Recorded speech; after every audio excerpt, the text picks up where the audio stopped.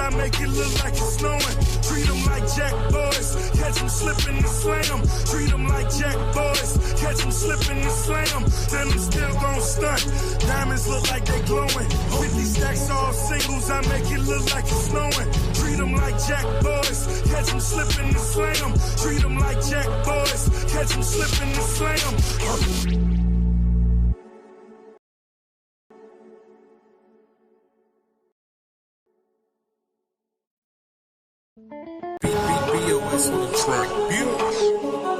If you ain't talking money, then I don't want to talk. Still gon' stunt. Diamonds look like they glowing. 50 stacks all singles, I make it look like it's snowing. Treat them like jack boys, catch them slipping and slam. Treat them like jack boys, catch them slipping and slam. Then I'm still gon' stunt. Diamonds look like they glowing. 50 stacks all singles, I make it look like it's snowing. Treat them like jack boys, catch them slipping and slam. Treat them like jack boys, catch them slipping and slam.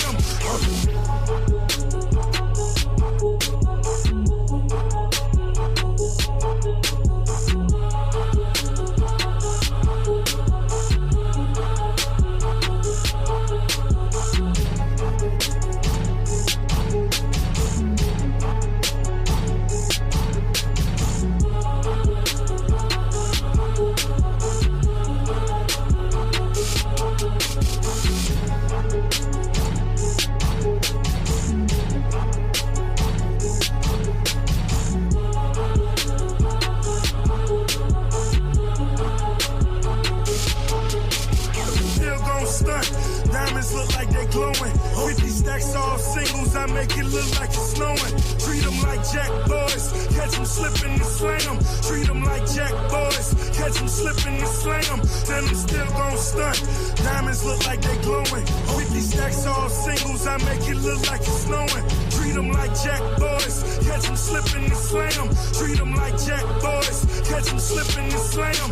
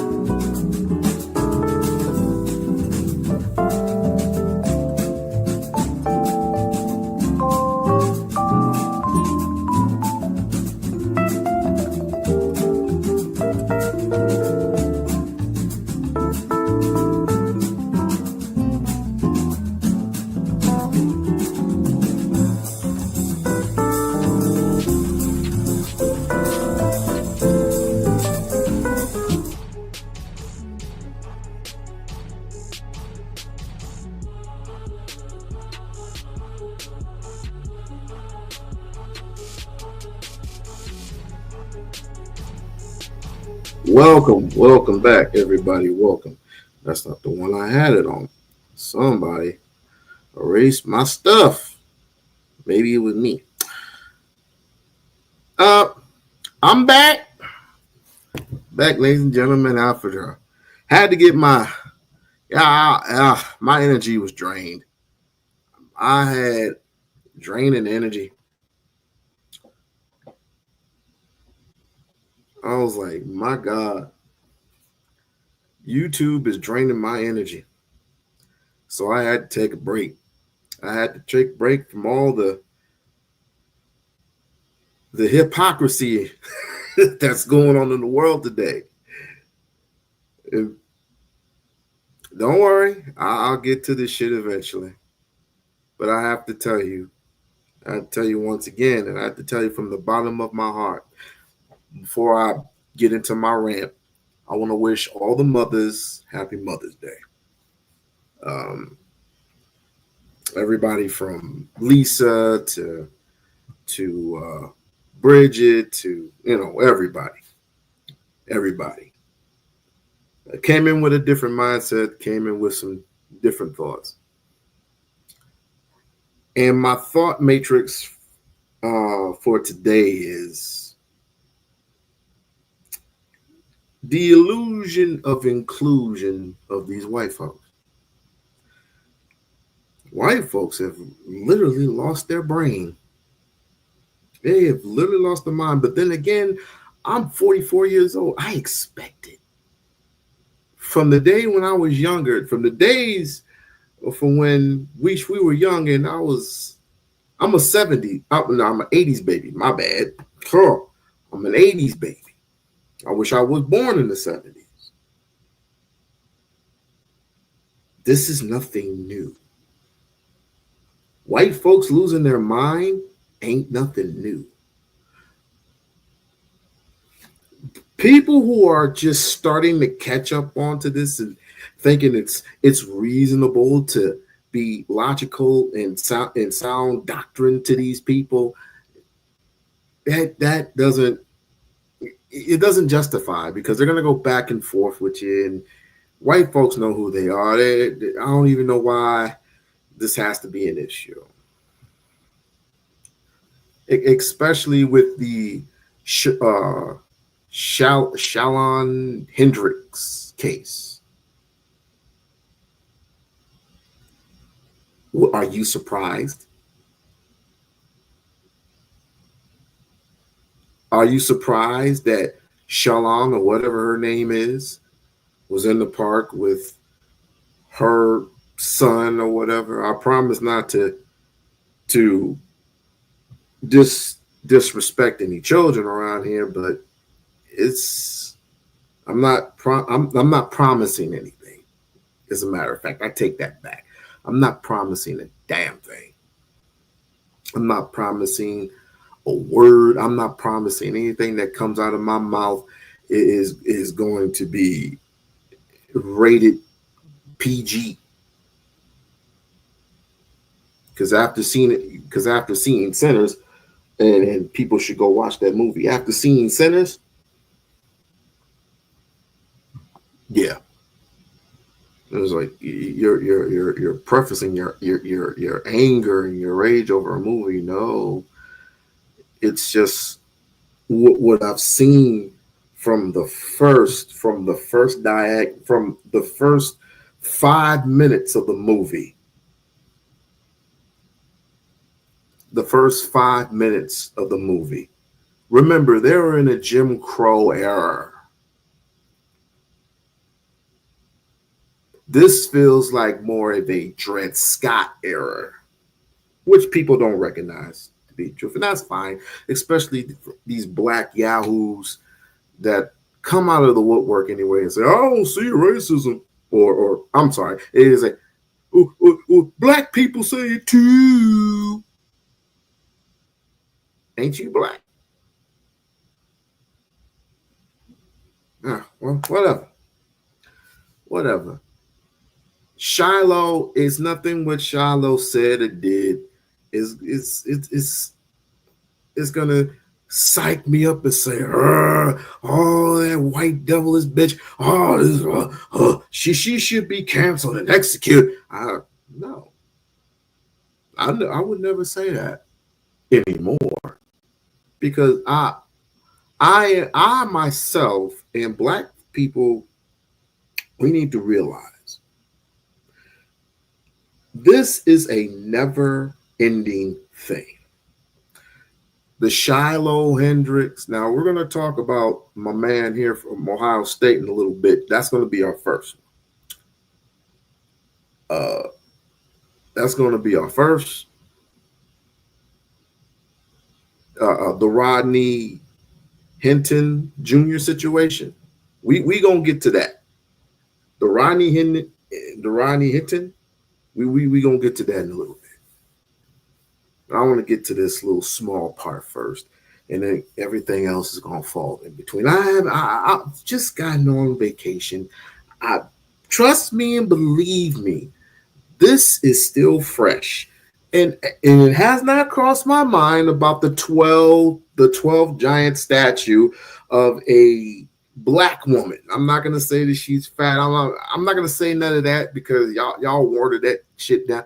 I mean, I don't mind a statue of us, whether it be a man or a woman. The fact of the matter is, what was the purpose? And when I found out that purpose, I was like, And then people had their take on it, and I just left it alone. Because Why wouldn't we have a statue of us that people want to admire and explore and take pictures of and say positive things instead of all the negative bullshit that comes out of black people's mouths? It's just so cringe worthy. So cringe. But the Shiloh Hendrix situation, that's nothing new because I've heard it before, and even back in my day. Hell, I was a victim. I was a kid, and I wasn't artistic, but I was that black kid that was shouted nigga all the time by white folks. And my mom came and rectified the situation with her fist. Yes, she did. Happy Mother's Day to my mama. I wish she was here to rectify the situation with plenty of white folks, especially these females who are privileged. Oh, I'm not gonna say racist. If I say well, black people are racist. That's why I heard it two weeks ago when I had that video. You can go check it out. When I had that argument with some lowlives that had the nerve to come up on my live just because I was on I was talking about Nick Fluentes, and I'm still on Nick Fluentes' head. They had the nerve to come up and ask me all kinds of crazy ass questions, which I didn't mind. I didn't mind at all. I did not mind at all. Like, share, subscribe to the channel. Like, share, subscribe to the channel. We're going to get into it tonight. I just had to take a break. Sorry, Tyranny. I have family business. Plus, I heard of all these yahoos. I could care less. I took a sneak peek at Sharon, and I'm getting tired of this Negro, respectfully, because his foot is in. He got 1 foot in, 1 foot out. 1 foot in, 1 foot out. Like, make up your mind, Sharon. Just make up your damn mind. I mean, you got some of these crackers on here that want to make these outlandish statements about using the N-word. Nigga.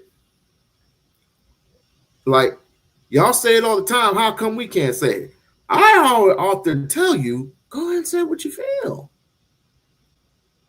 Say what you feel. Say what you feel under your Constitution.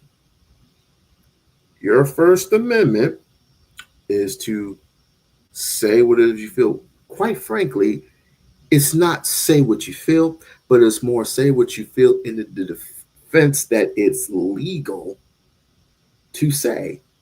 And I said that all wrong. If you are let's just say you have a definitive right to say it without legal consequences. And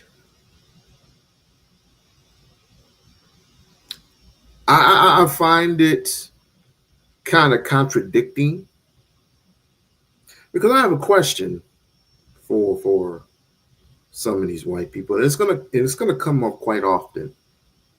So excuse me if I'm on my Dr. Umar kit, but I'm not gonna say it 3 times in a row. You're gonna often hear me ask this question. If you are so offended of the word nigga or nigger, however it's pronounced, because I know what it means to us. I know what it means to me. Okay?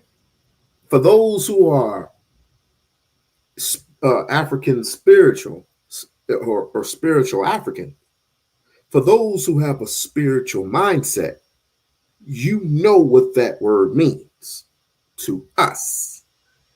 In a negative connotation, and it's all started back in 1574, you will often hear me say, if you are so offended, I'm talking to white people, if you are so offended of that word nigga. And all of a sudden you want to take it back because you feel that it's offensive that we can't say what we can say. I was like, you can say whatever you want.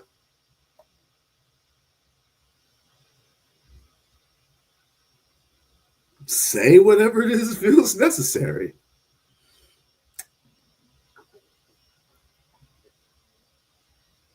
Just don't be surprised if you have someone in your doorstep or see you out in the open.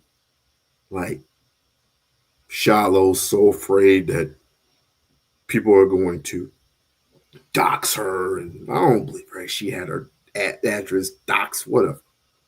She had her address dox. Who got that? Who gave up the address? Are we serious? Who gave up that? Who gave up Shiloh Hendrix's address? I would like to know who gave up Shiloh Hendrix's address. And even if that were the case, question. Why would you go? Well, quite frankly, I would give a shit. I don't give a. I wouldn't give a shit if shit went over the house. Come over my house, I got something waiting on you. But I would never go to a white kid and randomly go to a white kid and say, crack ass cracker. I would never do that. For what? I got too much to do. At the end of the day to be messing with somebody else's white child. And let's just say, for the sake of argument, that my kid. No, I said that backwards. Let's just say a white kid allegedly went up to my bag and started filling into my stuff, and the child was 5. I'll just grab the bag and put it on the other side of me. Bingo! I wouldn't look at the child and say, cracker, leave my bag alone, cracker, you cracker son bitch, cracker, you big head overweight cracker. I wouldn't say that. Just take the bag and put it on the other side of you. Simple as that. Simple as that. Now, what happens next, everybody knows. But it's funny. It's funny. Black folks should look at this and say that this shit is hilarious. It's hilarious that oftentimes this lily white cave bitch gonna just, and this is in Minnesota, by the way. Oh, what is going on in Minnesota?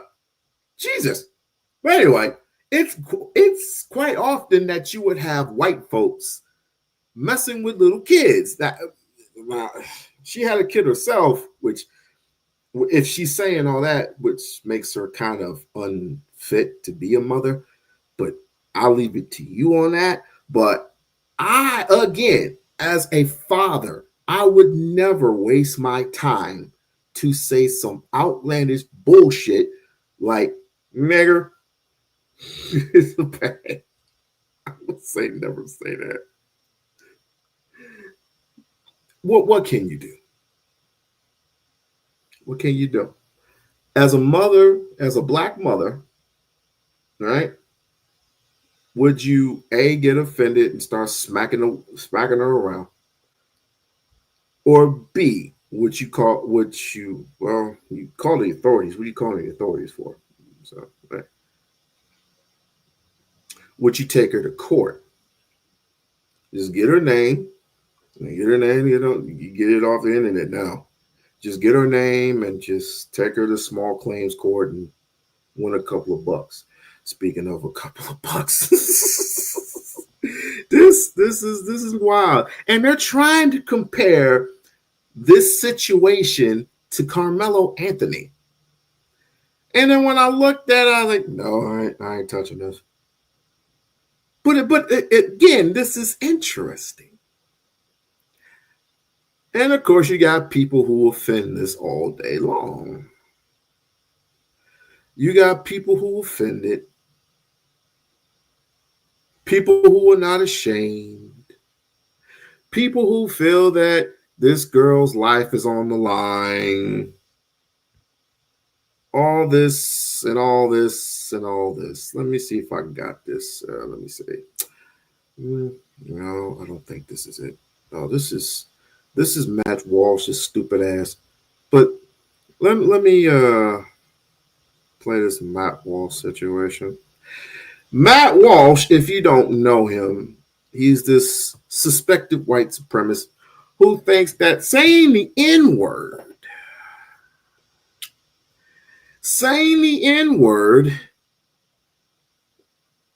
is not as offensive as you think. As a matter of fact, he's saying that it's just a word. Well, guess what? Slavery is colonizing. It's not just working out in the fields and sweating your ass off, barefooted. You made money off of slavery. You made money off of racism. How ironic. How ironic. But since we're on this, I might as well just hit it where it is. Let's see. Let me get to a certain point. Fair use. Business. You call him Okay, why don't you have the boss to say it right now again? Okay. All right, that's what you say. See what I mean? Why do people want to get mad at that? The people in my age range, why would you get mad at that? I mean, aren't we used to this by now? White folks are just gonna gaslight all day long and just make all types of excuses and all of a sudden want to get offended. Blah blah blah blah blah blah blah blah blah. I mean, it would be in your right to just basically punch the shit out of this woman if you're a female, because I would never do that because I'm a male. I would knock her the fuck out. But anyway, if you're a female, it would be applicable. It would be your choice if you want to knock this lady square dead on her ass. The doxing and the threats and burning of her house and taking her child away. I say it's a bit much, but do what you do. Do what you feel. It's not my right. I got my own children. Right? You can do whatever you feel. I'm talking to my sisters. If this Cracker Barrel looking bitch, if she wants to go ahead and call your child a bastard of hell and all this other derogatory stuff, you get offended, right? It triggers you. Here's what I say to these black crackers out here. Why wouldn't you not get a reaction? Why would you not feel to do something about the situation if it came to your doorstep or came to your child that was quote unquote artistic? Yes, blackers. Yes. Blackers, of course, yes. Why wouldn't you feel the need? Welcome to the show. Why wouldn't you feel the need? And I got to get a new laptop. Why would you feel the need to not react to an action that just took place with your child? All because we have children. And oh, by the way, to Matt Walsh, dude, have you not seen these kids? How big they can get at 5 years old? Give me a fucking break, dude. Just give me a break. All right. I've seen 5-year-olds that look just big. It happens. Sometimes the kids come out smaller. Sometimes the kids come out bigger. It all depends upon the genetics. So let's knock that shit off. But what I was trying to say was, if I can't not react to what just happened, what just took place, what type of a father would I be? What type of a mother would my wife be?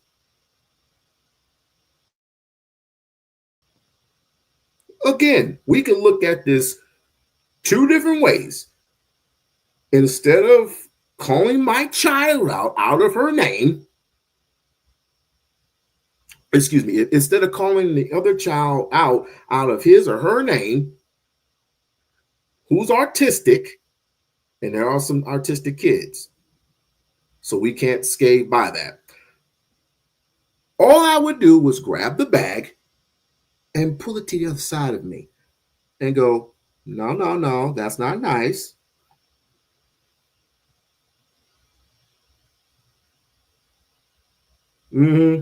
I'll be waiting for that one. Oh, believe me, I'll be waiting on that one. It's not just him being kicked out of Fox Sports. I'm just waiting for the ultimate wake-up call, especially Officer Tantrum. Officer Tantrum. I can't wait for his nigga wake-up call. I just can't. Because guess what? It's like, I gotta come home. I gotta come home to what? Weren't you talking all that metal? We gotta get along, family. We gotta get along. White people were hung too. Black people, everybody ought to talk about all day. Black people were hung. White people were hung too. So you're saying we did all the hanging? I looked up every picture on the internet. Not one goddamn picture of us hanging a white person. It was not allowed. If we were not allowed to carry guns back then, what the energy. Cracker all day. I've been working on myself ever since I've been on vacation. You cracker, smack them down, beat them to the ding down on the ground. Everybody. Okay, I'm good. I worked on something while I was away. If my energy goes up or not, if I gotta channel into something else, and I'm back to my former self. Okay, all right. Like I said, Officer Tantrum, excuse me. If black folks weren't allowed to carry guns back then why in the frickety frack,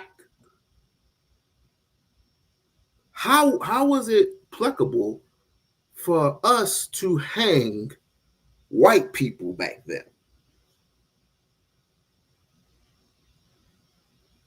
I'll be waiting on that answer all day. He don't even look in his comment section all day. And the only reason why he has 3 million subscribers, most of them are applicable white folk. If you are pleasing to the white masses, you will get that. If you're pleasing to calling a black woman out of but N-word. Did y'all see my last video, by the way, of these crackers coming up? Well, except for, one suspected white supremacy. He was cordial. He was very infiltrating, as my cousin would call it, very well. But he was cordial. He was very, very, very cordial. But at any rate, Calvin, listen. I hope you did something for your mama today, Mom's Day. I want everybody to do something for their mamas. I hope y'all did something for your mamas. Well, Ryder. because you only get one mother. You only get one. So if I were you, I wouldn't spend my life savings, but definitely give her the surprise that you will never forget. Now, on to this nonsense. You don't go digging through people's Nobody digging through your Little kid just did, you dumbass. That little kid, you call him a the little child? What if he acts like one? He's gonna. Are you about to hit him? You chase him here? He took my son's stuff. So that gives you the right to call a child 5-year-old and the N-word. If that's what he's gonna act. That's what you're gonna call him. Wow. I just check this out. Helen, how are you doing? There's a video of a cop negotiating with 2 white kids to drop a weapon. And people say that racism does not exist, or they're trying so hard to just shove racism to the side because they don't want to deal with all the nonsense. That's how far we have fallen. That's how this is one of the reasons why Trump wants to got rid of Black history. Your version of Black history, not mine. My version of Black history is every day. It's just not about the Martin Luther Kings and the Malcolm X's or the Medgar Evers or the Rosa Parkses. All right, we got to dig deep in who have invented so much stuff, who have done the sacrificing, who have done so many incredible things that has been taken for granted by most folks. Every time we make a spoon, white folks want to make a bigger spoon. Every time we make a fork, white folks want to make bigger forks. Don't want to give them no credit. Don't want to give them the type of credit that they deserve. That's why Donald Trump hates you so much. Because he feels that you are not worth anything. That's why when you go into a bank, they check up on your what? Worth, which is called net worth. And how much are you worth?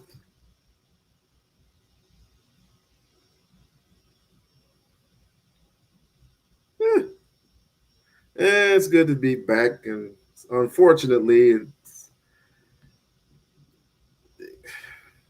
what I say tonight, y'all can clip it, send it to your white predecessors, and see what they think about this. Because quite frankly, when it took me 2 weeks to get my energy back. Because I was so tired. I had to tell you, I was so tired of all the gaslighting. I was so tired of all the gaslighting, all the excuses from white folks. It's just like whatever. So, and dealing with my journey and all, me and my wife and the kids, short story, me and my wife and my 2 children, we decided to go see Thunderbolts. And at the stoplight, right behind us, my wife alerts me and she goes, "Look." I go, "What happened?" I look behind me. These 2, there was a black and a white guy fighting in the middle of the road. I wanted to get out the car. But my wife, no, you don't stay your ass in this car. I said, why? There's a brother out there. She said, stay your ass in the car. It's gotten worse. You think this world has gotten better under Donald Trump? It's gotten worse. It's gotten worse. All those executive orders that he signed, which one of those? And we're talking 26. As far as I know, it was like 26 consecutive orders plus. How many of those orders do you think is going to affect you as Black folks? Think about it. Let us continue. Him. That's what he's gonna act like. You know, that's the hate speech. And you can be recorded for that. I don't give a Huh. Okay, we'll see about that, what the internet has to say about you. Now, before we continue with the story, which takes several more twists and turns, we should note a few things. First of all, we don't actually know for sure that the boy is 5 years old. That's coming from the man filming, who is apparently not related to the child. In the video, we appear to get a glimpse of the kid, and from the glimpse anyway, he definitely looks older than 5. Omar has additionally claimed that the boy is autistic, which we also... Again, you feel offended. So how do white folks feel offended all of a sudden? Nah, we're not going to go into that. No. White cracker. I feel my energy rising. No, we don't want to go into a rant. Just go ahead and play the clip. Also have no proof of.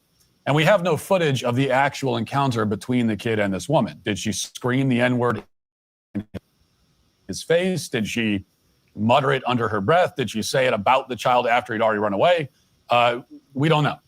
And as far as I've seen, we haven't heard anything from the boy's parents. We don't know where they were in all of this, if they were even there, which is very strange. So there are many aspects of the story that are bizarre and unconfirmed. And here's another disturbing detail. The Somali man behind the camera, Omar, was charged a couple of years ago with sexually assaulting a minor. And according to the local news channel KT... Yep, there we go. Now we got to check on the person who was doing the filming. We got to be secret agent, man. We got to be Inspector Gadget. We got to check on the person who was doing the filming, what his life was like. What the hell does that have to do with the occurrence of what this woman, what she had said, what she had done? What does this have to do with him? What? TTC, those charges were dismissed. A separate report by the local ABC affiliate adds that the charges were dismissed, quote, in the interest of justice, whatever the hell that means. But whatever it means, now Omar, who was previously charged with sexually assaulting a minor, is at a playground with his camera out filming. So make of all of that what you will. So there are quite a few details that still need to be filled in here, but the saga continues anyway. What happened next is quite predictable. The social media mob went to work. They set out to identify this, at the time, anonymous woman and ruin her life, or worse. Here's one of the guys who got things kicked off. Watch. God help us. She claims that other child took her son's belongings. That's what kicked this off. The guy who recorded the video is familiar with the other child. When he brings his children there, that child and his siblings are often there and play together. The kid she's going after has autism. He doesn't behave in a neurotypical way. And even if he didn't have autism, nothing he could have done would justify her calling him slurs and pursuing him physically, which is what she says she was doing before this guy intervened. He said after he stopped recording, she sat down, hurled more slurs, told him and his wife that they should leave the country, and then got on the phone and acted like she was calling someone to come down there and handle things. Wish she didn't, but let me try something here. Mhm. I'm gonna try a little. Nope, no, I don't want to loop. I want. Hold on a second. All right.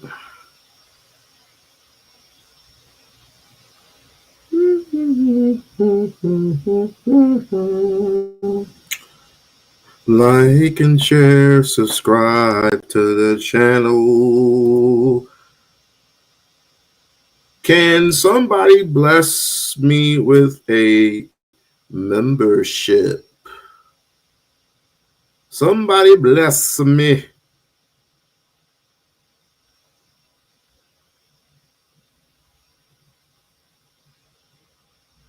Oh boy. Can somebody bless me with a membership?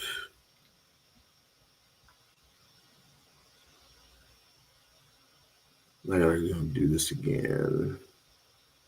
Let's see. I think this is it. No, it's my computer, period.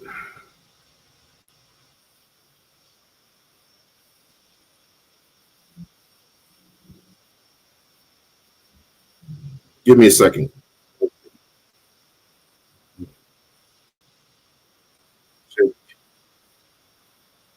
I gotta get a whole new phone. I gotta get oh, one second.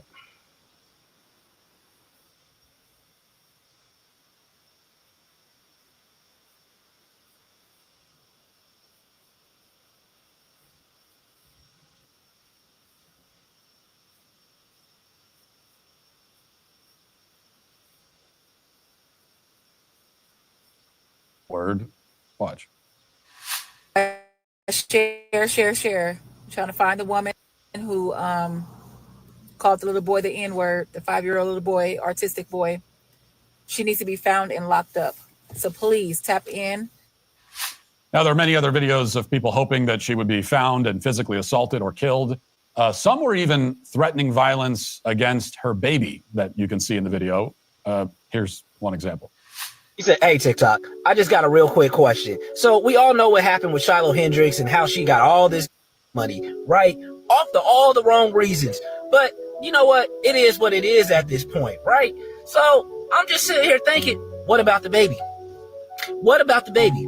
Because technically, that baby is going to grow up and be part of the Triple K. That baby might grow up to be Hitler. That baby is going to grow up and probably be the worst of the worst out there in the world. And you know what? I don't want that baby policing children that look like me.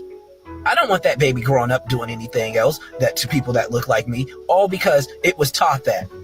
But since unfortunately CPS is not going to be able to do nothing, what should we do? I think you guys should let me know in the comments, because part of my thinking was start a GoFundMe, raise about $1 million, go slap the hell out that baby, make that baby brainless or something for a while. At least you still get to live. I mean, it just might be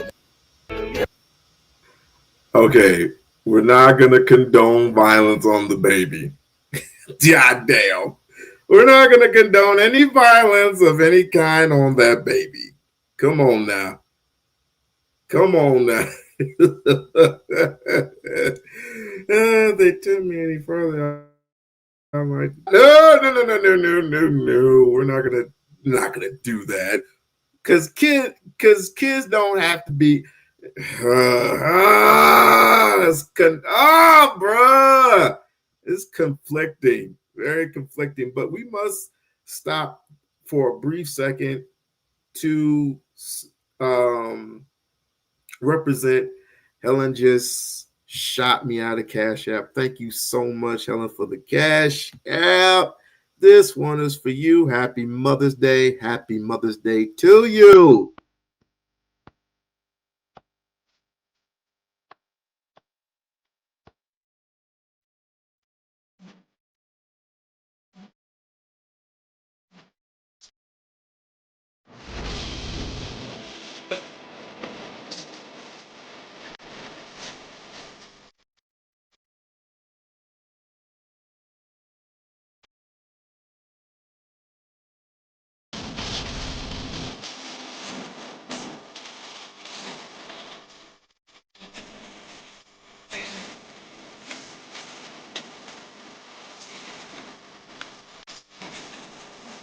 Yeah.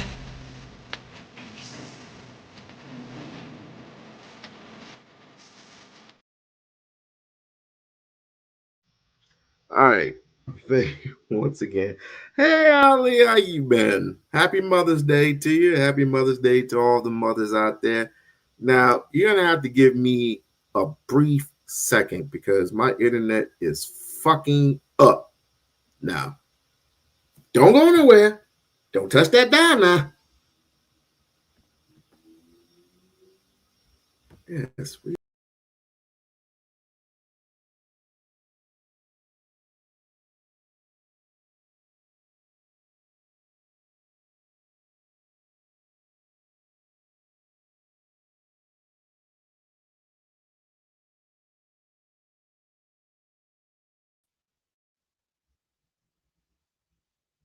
Okay, I'm back. See, didn't take me long at all. So, let's continue with this brilliant artistry. Let's just continue. Hey, again, we are not condoning any type of violence with the children, no matter how ugly these motherfuckers are. You know. But hey, that's what happens when you grow up with racist ass parents. You gotta $1 million, go slap the hell out that baby policing children that look like me.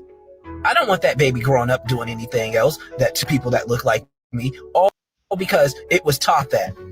But since unfortunately CPS is not going to be able to do nothing, what should we do? I think you guys should let me know in the comments, because part of my thinking was start a GoFundMe, you know, raise about $1 million, go slap the hell out that baby, make that baby brainless or something for a while. At least you still get to live. I mean, it just might be, you know. But hey, that's what happens when you grow up with racist ass parents. Again, I'm not condoning none of that shit, but I wouldn't mind if this brother was on my side for a little. Look. Okay, I'm laughing, but in all seriousness, no touching of the children. Do not touch the children, because the children don't have to be here on this earth. They just don't have to. I believe the children are, in God's eyes, are always innocent. Always innocent. It's how they grew up. And I know, and I am a big advocate of Nat Turner. A big advocate of Nat Turner. Don't get it twisted either way. Because I know if it was my child, and if anyone touched my child, death would reign on all. You know, that was smacker, crackers, upside the yeah. All right, I'm back. Remember, I gotta channel my energy into something else. All that bad energy. We're trying to be logical here. Trying to be logical. We must be logical for the people of America. Gotta eat their consequences. Now, I would say that encouraging people to beat a baby unconscious is worse than saying a bad word to a child, a lot worse. And yet there's no mob forming against that guy or the dozens of other people who hit like on that video. So this is all unfolded as you would expect up to this point, leading to predictable. The police department is now investigating the woman, and others began calling for CPS to get involved and remove her child from the home. For example, there's a guy we'll put up on the screen who wrote a letter to CPS, which he published on his website, claiming again that Shiloh is a danger to her own child and that the child should be taken out of the home. And pretty soon, with thousands upon thousands of people whipped into a pitchfork mob, she had been identified by name, but not just her name. Her phone number was posted all over the internet, her address, her social security number, her alleged places of employment. People were calling her phone. And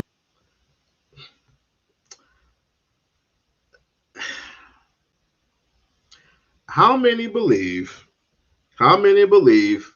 Hit one in the chat. How many believe that this woman was absolutely doxxed? Put a 1 in the chat if you believe that this woman was absolutely freaking doxxed.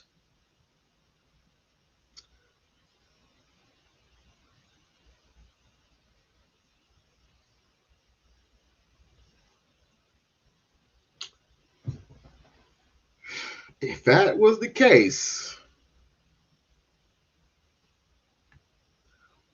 as a dude of mine would say, big screen. And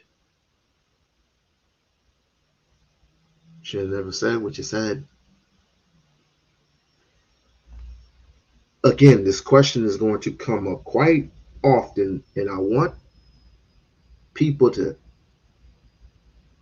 clip this part if they can. Since you seem so offended about the N-word that your people have been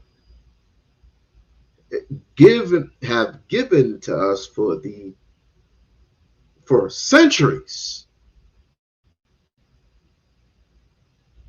and you feel offended by this, and all of a sudden you want to take this word back, so to speak. Question: can you take hangings back? Can you take oppression back? Can you take decapitations? Can you take burnings? Can you take all those lynch mobs that your ancestors have, dwelled upon us, burned us, lynched us, mobbed us, done all types of terrible stuff, sick dogs on us, burn churches down? Can you take those back? I don't think you can take you could possibly take the N-word back, but can you take what's in that N-word spiritually? What's in that N-word? Can you spiritually take all that back? No. Black Wall Street, Tulsa, Oklahoma. Can you take all that back? Can we build that back? I remember it was Malcolm X that said, if you take the knife out, which you stuck into me, if you take it halfway out, is that progress? No. If you take it all the way out, is it progress? No. The wound has to be sealed.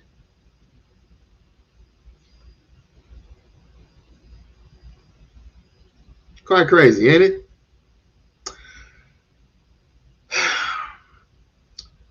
Welcome, Tanya. Welcome to the show. As Riggs would say, I'm hungry. I'm going to get something to eat. I'm going to get something to drink. Hold on. Making death threats and then bragging about it openly. Again, so far this story is following the script that we all know by heart. A random person is caught on camera doing something rude or offensive. The video is posted by some third party, usually somebody who wasn't even involved in the incident. And then thousands of sociopaths set out to destroy the person's life and possibly get them killed, all for sport, as a form of sadistic entertainment. Nobody stops to think about on shared racial. Yeah. Whatever. I want to get to this real quick before we move on to our next adventure, because I don't want to hark up on this very long. I want you to take a look. Now, Carmelo Anthony so far has raised $520,000, right? Excuse me. And all for good purpose. All for a good purpose. Not because he was privileged, because he had a family. It's not because of that. It's not because he played football and played video games and was captain of the football team. We're not talking about that. We're not talking about the fact that, of course, his mom and his dad work for a fucking living. We're not talking. Somebody take me. That was a good movie, by the way. I'm just trying not to get riled up. Because white folks often say, all you do is just be violent. Yeah, to a nation full of people that you bestowed violence on. Is it my fault that every time you blur out something that some of us say shouldn't exist anymore? I remember Richard Pryor saying, may he rest in power. I remember Richard Pryor saying that word is dead. Well, that particular word in that negative connotation is dead, but from a positive perspective, in a spiritual perspective, we know what that word means to us.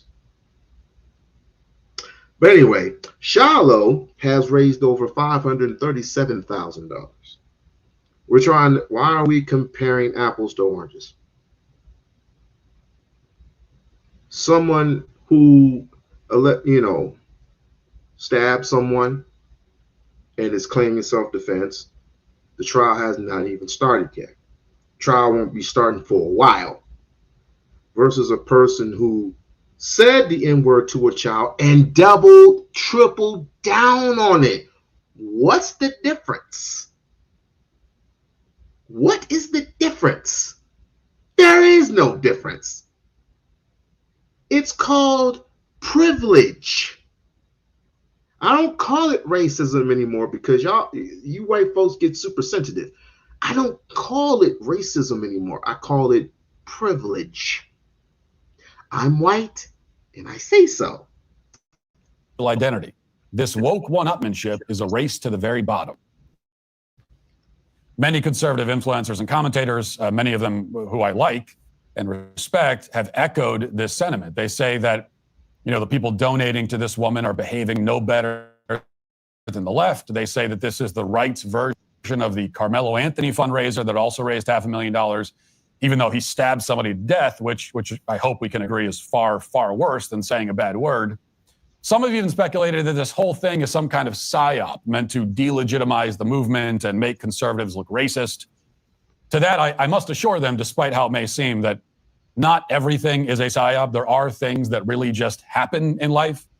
Some things do just happen, and I think this is one of them. Now, I understand that some people on my side feel, to put it scientifically, icky. Oh, shut up. Right at the start.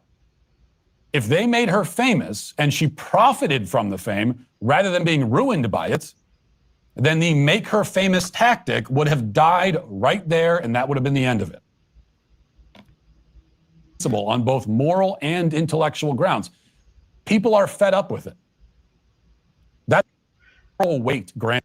I just want to get to, I'm going to get to a particular point which I find demonly funny.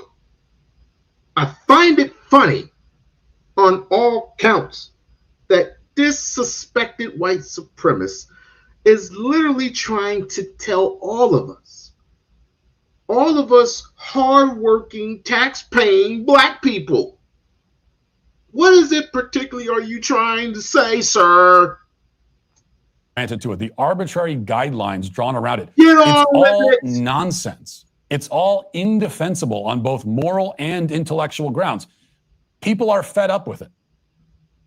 That's what you're seeing in the story. People are just fed up with it. They're fed up of not able to say the word without getting their ass kicked. Is that where we're going, sir? Sir. Come on. We're all adults here. You can say it. Say whatever you... Hey, I'll say it right with you. You come on my show and we'll say it together. Why not? It's a free country, right? Right? Chat, is this a free country, right? You got all these constitutions, you got all these amendments. Please. It should be legal. And I'm agreeing with you. It should be a legal right to say what's ever in your dark heart. Go ahead and say it. Come on the show. I'll protect you. Come on, you scared? Come on, don't be scared. Be privileged. Be privileged. Come on the show and you can say, I will say it right with you, sir. I will say it and I will say it proud. Like James Brown, I'm black and I'm proud. Well, you can be white and proud alone, right? Come on.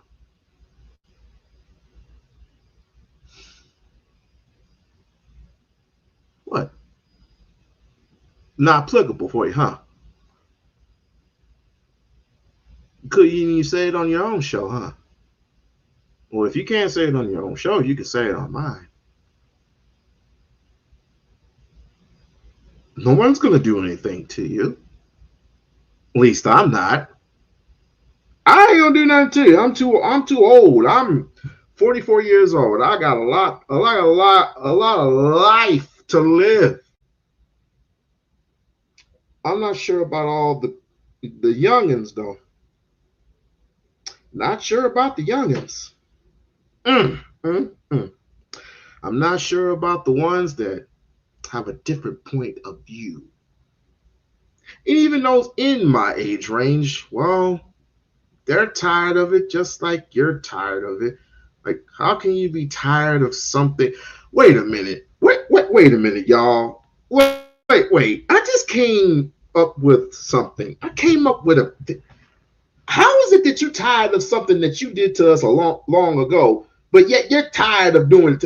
It's just like beating us. It's just like you've been beating us half to death all of 2 centuries, 3 centuries, and all of a sudden you're tired.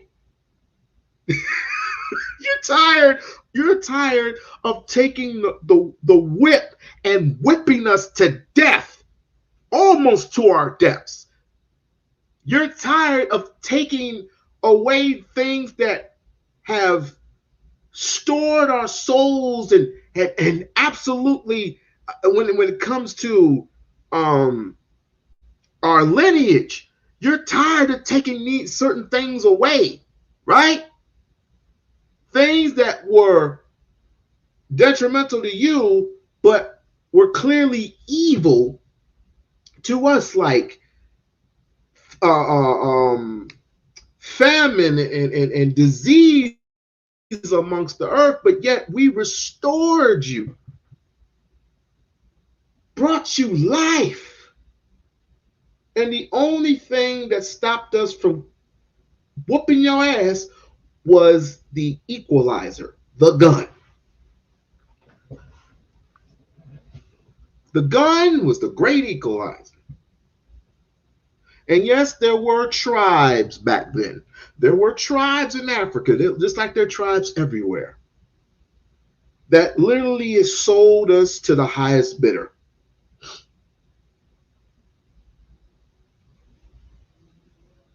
For what? A promise?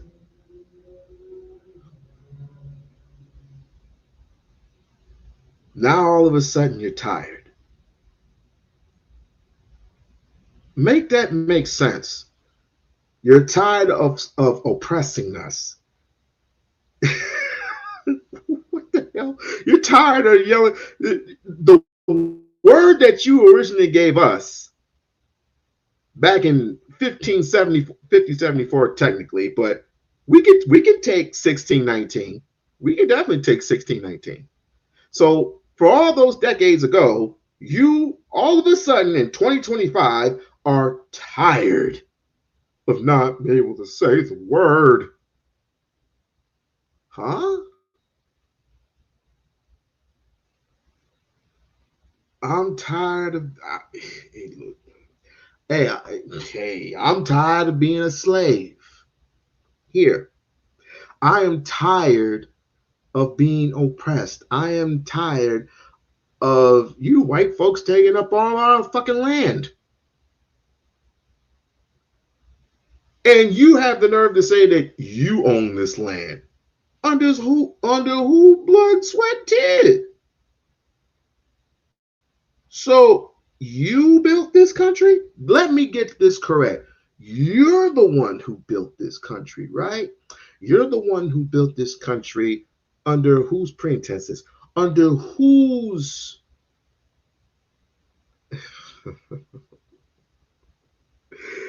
you know what? I got so riled up that Tanya she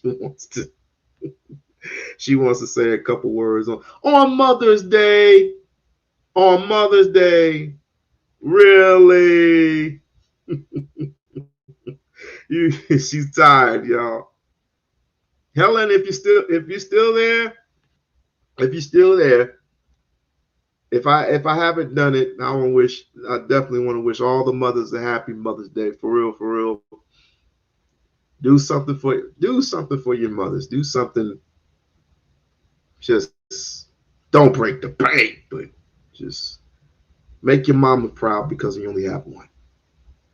You only have one. Oh, we wanna pay respects. Okay, listen, I'm tired, but I'm riled up.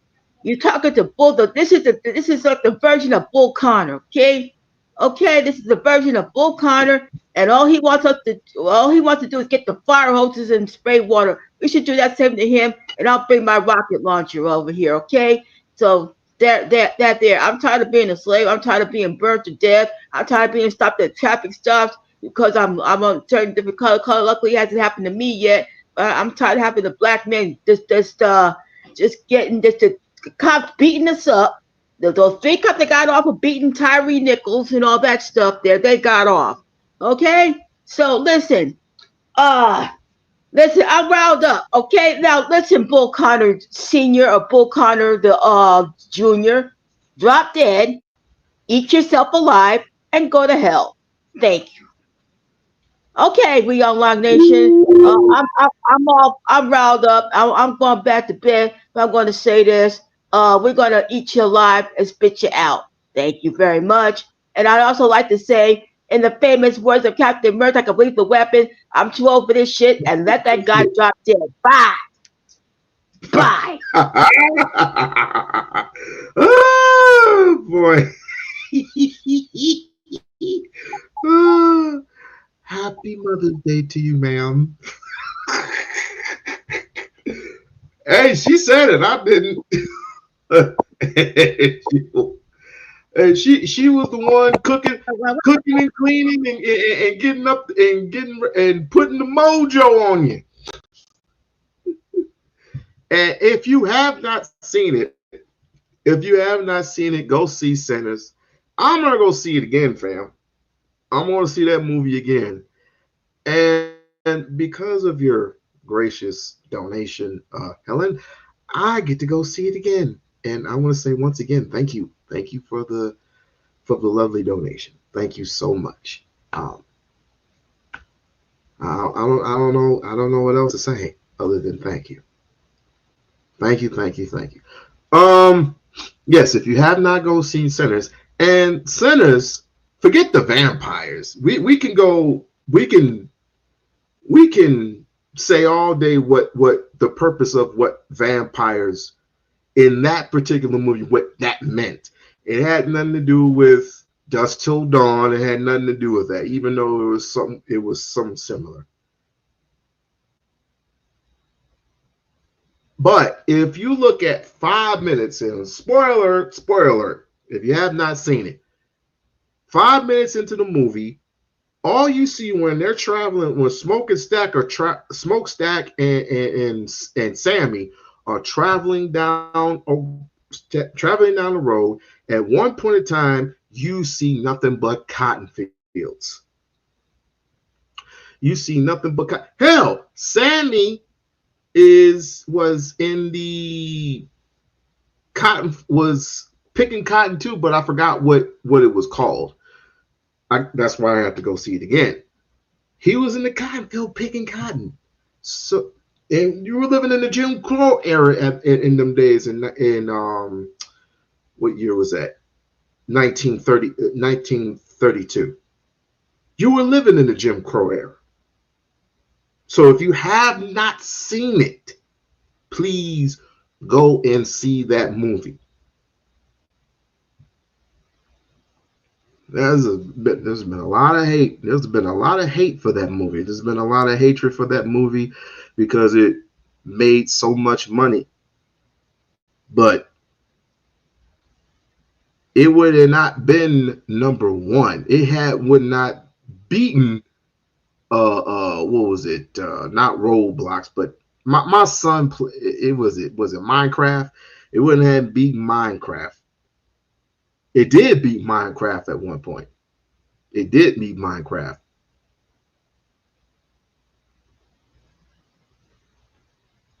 I'm trying to go ahead and okay. We were trying to get to a point until Tanya came up and she was expressing herself like black folks at her age that they do. They get tired of this shit too. See? Just like crackers get tired, black folks we've been tired. We've been tired. Let's play the clip. Now, that child, if he's like the average black child in this country, did not hear the N-word for the first time from a white woman at the park last week. Really? Okay? He's no doubt heard it thousands of times. He likely hears it every day. He probably hears it in his own home. Really? Are we supposed to believe that he's heard the word 1,000 times, but it's time 1,001 that really traumatized him? Whoa. I mean, the idea. Really? Really? Okay. Like a child spends their time listening to what bigots say every day, or what their mommy and daddy what they say. All they want to do is play. All they want to do is play. And if I'm being cryptic, let's keep it real. How often do you go to the park and you get a little cringe every time you see white folks at the park, but you're just minding your own business, and they say stuff out the ordinary that just you give white folks the side eye? Happens to me all the time. But as long as they ain't touching me, as long as they not putting their hands on my child, I mean, it is what it is. Oftentimes, whenever I feel like it, every time something does arise, just like that time where those two were fighting in the street, I was going to intervene, and I was going to help the brother out, just like that other brother that was in the street. He was going to see what's going on, but my wife stopped me in my tracks and said, "Hey, what are you doing?" I was like, "I'm just going to check it out." It's like, "Stay your ass in the car." And my daughter was like, "Dad, stay in the car." So I couldn't do anything. The idea that the word is a common greeting for one race, but unspeakably evil if uttered by a different race, is laughably ridiculous. The idea that one race can say the word 10,000 times a day and the other race cannot speak the syllables under any circumstance, even if they're just repeating what someone else said or singing along to a rap song, that idea, again, is totally indefensible, which is why no one has ever tried to defend it. Instead, it's just yet another, racial rule of the road that we're supposed to follow without ever asking any questions about it or expecting anyone to explain it or justify it. People are sick of that. It's just that simple. They are sick of it. Now, it is simple. If it's wrong to say the word, then it's wrong for anyone to say it. If black people want white people to not say the word, then they need to not say it. If you say it, everyone else can say it. Point blank, it's that simple. That's how life works. Deal with it. No, you can't do that. You can't say, well, we can do this thing, but you can't. Doesn't work that way. It does not work that way. Well, it did work that way for a long time. It was indefensible, and it's just not going to work that way anymore. Oh, my God. Sorry. Oh, shut this bullshit off. Oh, God. So now we can't say it anymore. Oh, great. All right.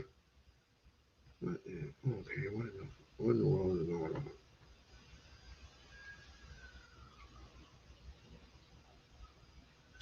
So now we can't say it anymore, right? Okay, cool. We can't say it anymore. Well, guess what? If we can't say the word anymore, then this is what I want. I want compensation, right? I want compensation. That's what's been happening to my people for the past 3-4 centuries. Can you compensate with that? Can you compensate? I mean, it's through we might as well call it reparations. So can you compensate through reparations? Just give us what we're owed, and I guarantee we won't say it anymore. Most of us don't even say it. Me, I'm grown. I can say whatever the fuck I want. Excuse me. But since Matt Walsh is so highly offended at that, then he wouldn't mind him or his predecessor, his people, just go ahead and just compensate us for so many years ago. Let me try.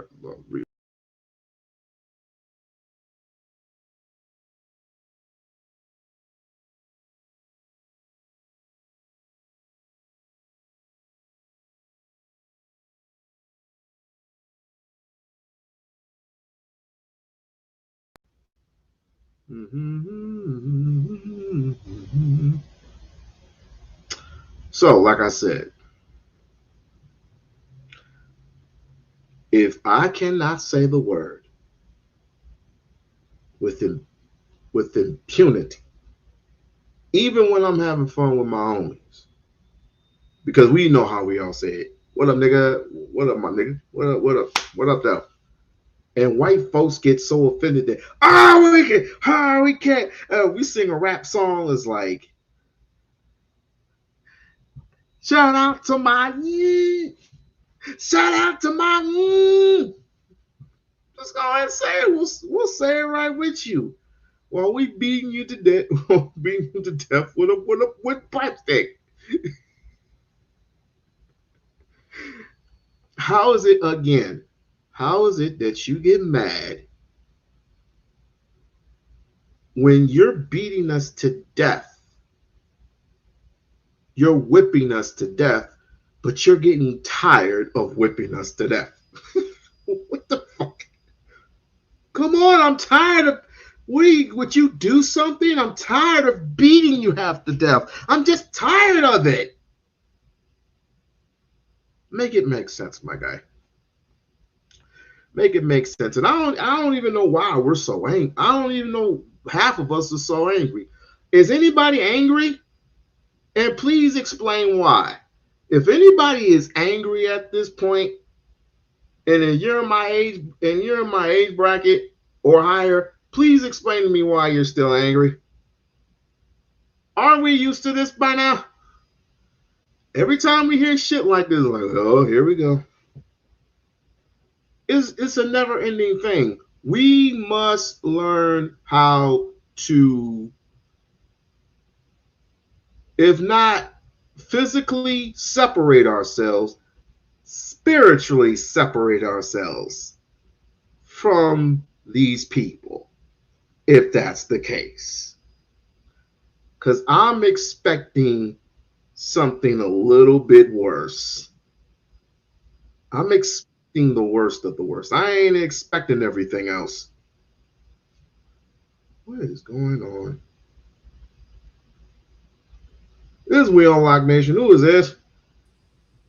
Hey, how's it going? It's Frank from last like 2 weeks ago. Hi, Frank. How you doing? Hey, I loving your show, man. Thank you, thank you, thank you. Ah, what do you got for us today?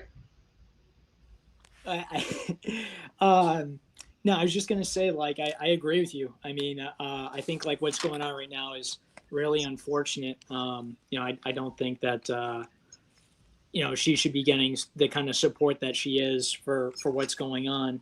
It's hurling like racial slurs at a little kid's like definitely not something that we agree with, at least the guys that I'm kind of involved with. So it's like we definitely don't condone that, and we don't really kind of support what it is that she's doing. So Okay, okay. Um, I'm not surprised at it. I looked at it, while I was away, and I was supposed to view something else, but you came up and you expressed how you expressed it, and I mean it's the regular of at normal things, but I'm used to it because it was done to me at one point in time. No, twice. It's been done to me twice when I was a little kid, so it's nothing new. But don't be surprised when there's consequences to everything that we say or do, right? and what do you mean by that, if you don't mind me asking? Um, let's just say, okay, the obvious. I steal from you. You call the cops. There's consequences and repercussions, right? So I steal from you. You turn me in. I go to jail, and I get prosecuted. In this case, you say something. You say something out the abnormal to a child. Expect to get repercussions and consequences to your actions. Now, all this extra stuff, I don't believe it. I really don't believe it. But if it happens, then I don't expect for her to raise $500,000 for it. I expect her to say, I apologize. I'm sorry. There was no sorry. There was no apology. As a matter of fact, it was doubled. She doubled and tripled down on that of what she had said to that child. What do you think? Yeah, I mean, she shouldn't have done that in the first place, and like you said, she shouldn't have doubled down. But I guess like where I would draw the line is I've seen like plenty of videos of people saying that. Well, I think there was even like a semi. I mean, about as I guess as official as a protest can be. There was like a protest, like in her area, saying that like they wanted like charges to be pressed against her, and it's like it's unfortunate. It's not something that like we support, but it's to maybe charge someone with having said like a slur. It just seems like kind of odd. And the thing that was more disturbing than that was like lots of calls for violence, which that's not something that we support. So I mean, I would hope that she would apologize, and if she doesn't, I mean, there's a lot of crappy people out there. It's it's I guess like maybe doing something to someone might not be like maybe the best course of action. Like I think when we see people like this, like they should be condemned.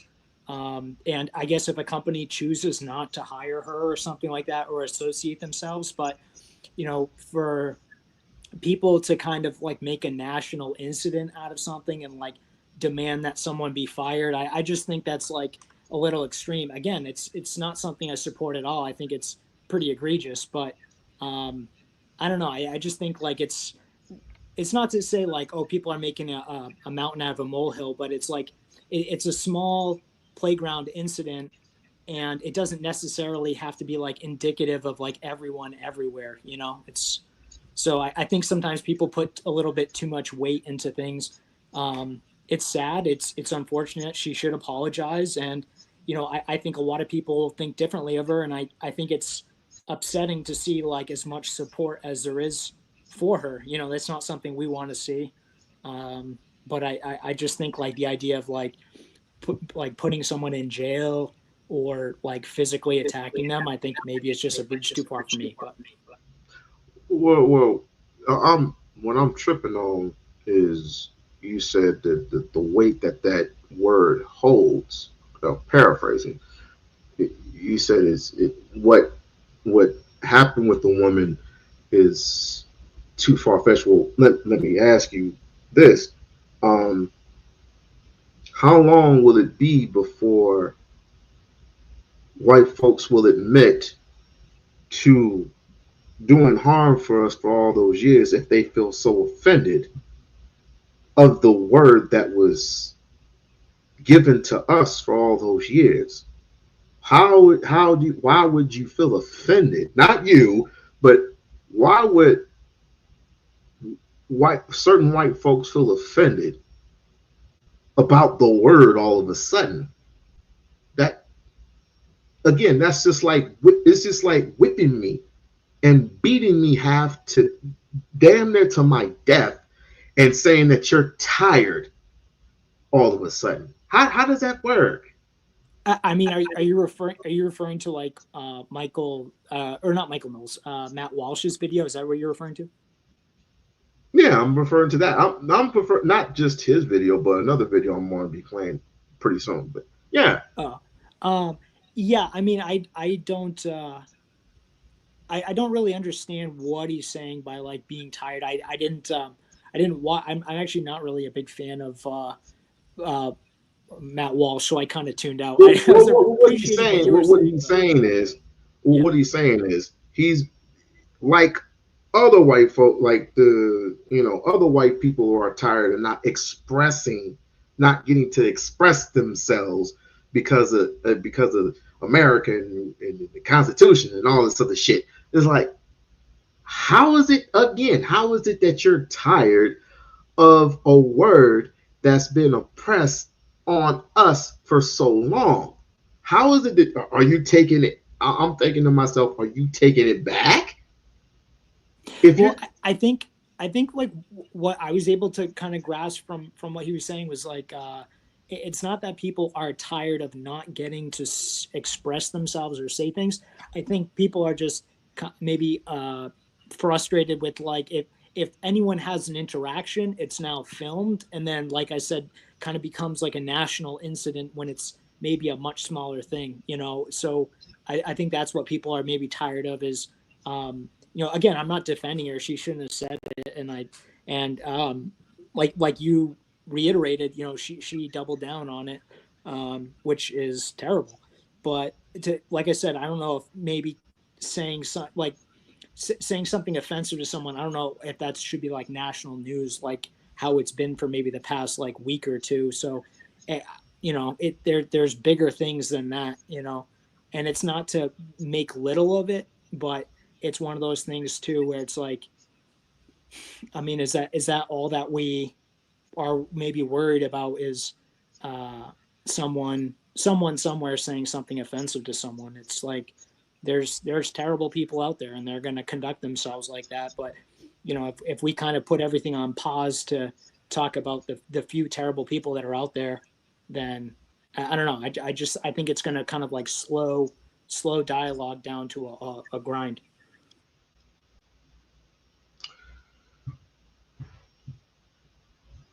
I guess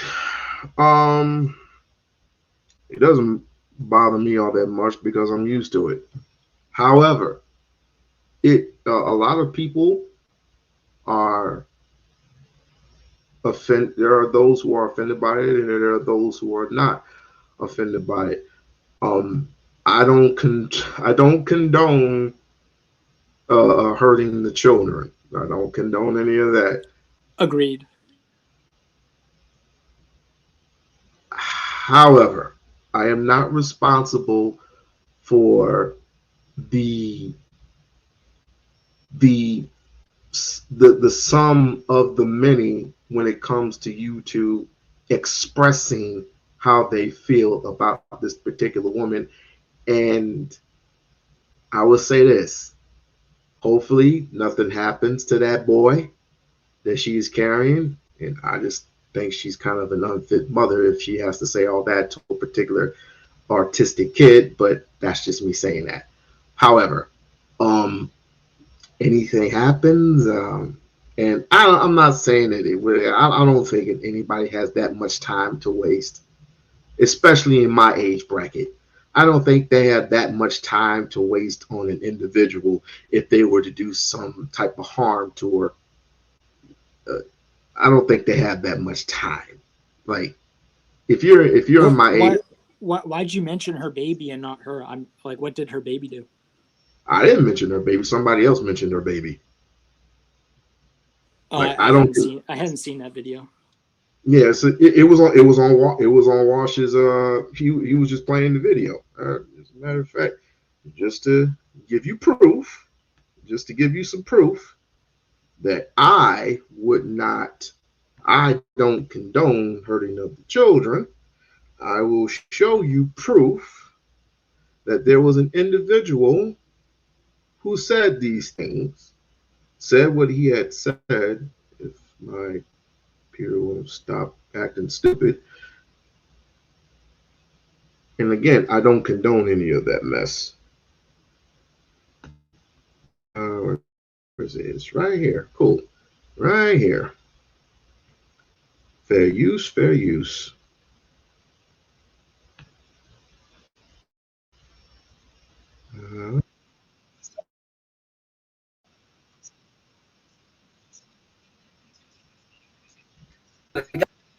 Triple K. That baby might grow up all the wrong reasons, but you know what? It is what it is at this point, right? So I'm just sitting here thinking, what about the baby?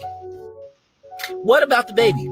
Because technically, that baby is going to grow up and be part of the Triple K. That baby might grow up to be Hitler. That baby is going to grow up and probably be the worst of the worst out there in the world. And you know what? I don't want that baby policing children that look like me.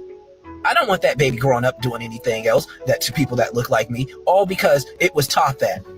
But since unfortunately CPS is not going to be able to do nothing, what should we do? I think you guys should let me know in the comments, because part of my thinking was start a GoFundMe, raise about $1 million, go slap the hell out that baby, make that baby brainless or something for a while. At least you still get to live. I mean, it just might be, but hey, that's what happens when you grow up with racist ass parents.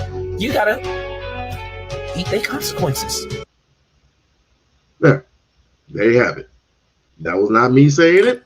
I would never say that. My apologies for missing that part with Matt Walsh. I'm not a fan of his. So, like whenever people play clips of his, I usually tune out. So my apologies for that. But yeah, to something like that, I mean, I think the same logic is being used in Israel right now with the killing of like a lot of the Gazan children. Their argument is, they're going to grow up to be Hamas, so it's okay if we just murder them. And it's definitely not something we support either. It's definitely unfortunate, the idea of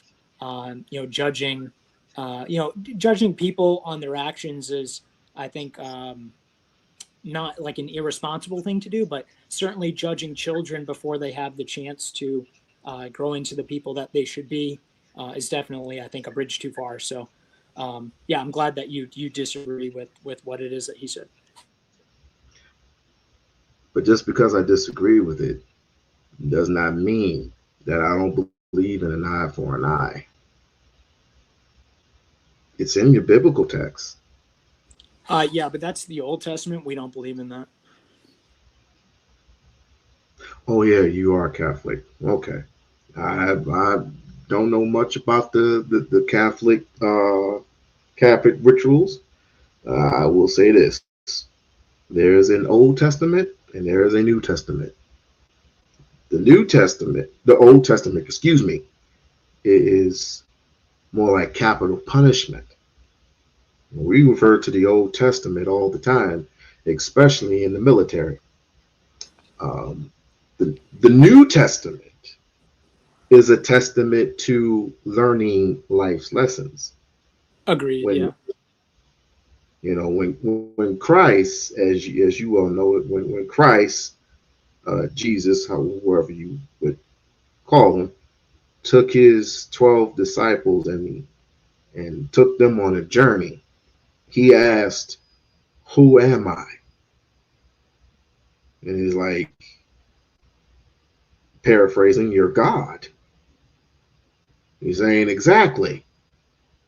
I'm a God who is a fearless, not fearful, because people often would say that he is a fearful God. No, he is a fearless God.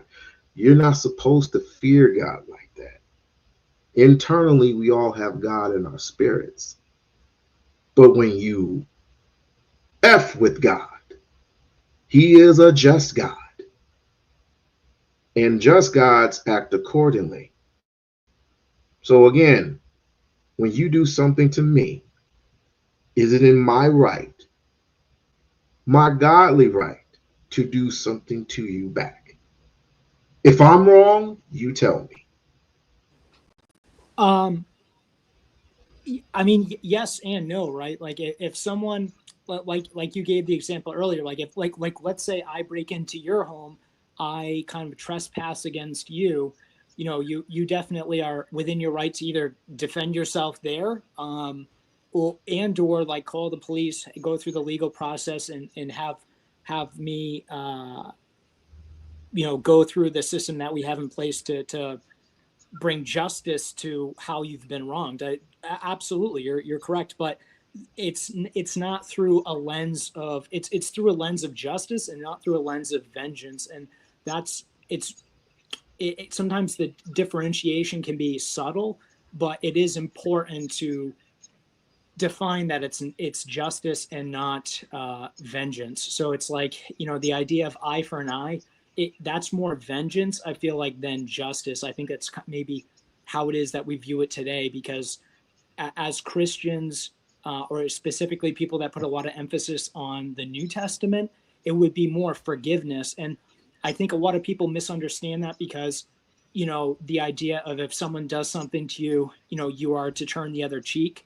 It doesn't, like Christ, I think, like the whole point was to have like a faith and a practice of actions of humility and kindness and forgiving and all that.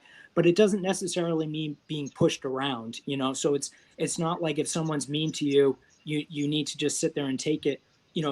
I would say go through the means, and like if someone's doing it at work, then you would take it to HR. If someone's, there's it's not, it doesn't mean just take the abuse. That's not what God wants for people. But at the same time, like, I think it does mean to not retaliate. Like, you're not supposed to lash out in kind of like a self-righteous kind of malice or something. So I think everyone has to kind of search their heart in that moment.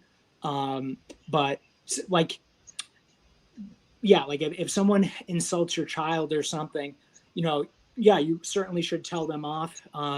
If they're acting aggressively, they're acting like they're going to hurt their kid, I'd absolutely call the cops. If they did harm your kid, then you'd have to take actions into your own hands with defending your child. But it would have to be a reasonable use of force. But at the same time, like, the idea of like an eye for an eye, that's more like vengeance. And I think like with the Bible, people often, and I'm not saying you're doing this, but I think with the Bible, people often will quote it in such a way that like it justifies what it is that they want to do. They want to get like an endorsement from God and what it is that they're doing. But I think like it really comes down to kind of searching your heart and say like, am I doing this out of a sense of justice, or am I doing this out of vengeance? And I think very often, when you come from a Christian faith, that sense of consciousness, like really will hit home, and people can have that moment to kind of reflect. But I guess that would be my little take on it.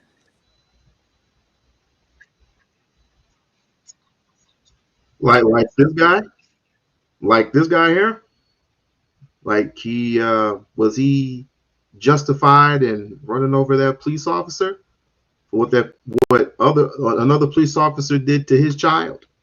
Was he justified? So can you explain this story to me a little bit? I had heard about it briefly, but Sure. I hadn't followed up on it. So this gentleman hit a police officer with his car. I'll just play Thank it. you. Police to view body camera footage of an officer shooting his son a day earlier. What does the body-worn camera video reveal? I take a look at the new footage just released. Ceremony, Friday, May 2nd, just outside of the University of Cincinnati. Henderson was a retired sheriff's deputy who was working a detail directing traffic for the university's graduation ceremony when police said Hinton drove into him as Henderson stood on the sidewalk wearing his uniform and a bright vest. Police in Cincinnati say a short time before this happened, Rodney Hinton Jr. left a meeting with Cincinnati police where the chief and other city officials had shown him and his family body camera video of his son, 18-year-old Ryan Hinton, being shot by a police officer the day before. This is the other officer, the one who fires the shot. This is his body camera as he approaches the scene.